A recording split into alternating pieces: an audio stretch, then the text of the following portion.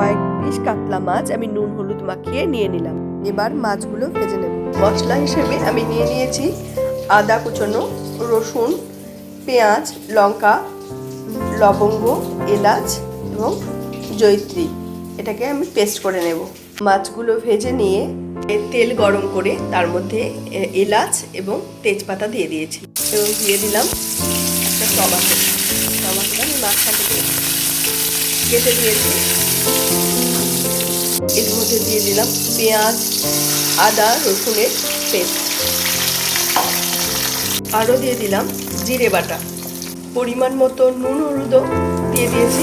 এবার সবগুলো মশলা একসাথে কষাতে থাকবো।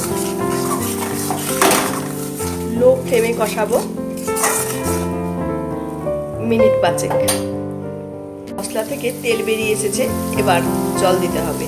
এর মধ্যে আমি এই বাটির 1 বাটি পরিমাণ জল মশলার মধ্যে দিয়ে দিয়েছি। জল দেওয়ার জন্য সঙ্গে সঙ্গে কিন্তু ফুটতে শুরু করেছে, আর একটু ফুটতে দেব।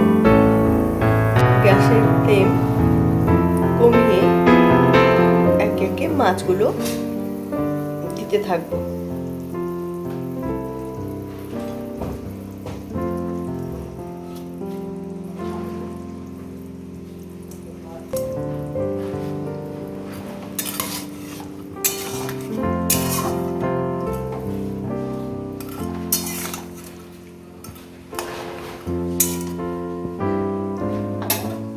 আরও 5 থেকে 6 মিনিট লো ফ্লেমে হতে দেব।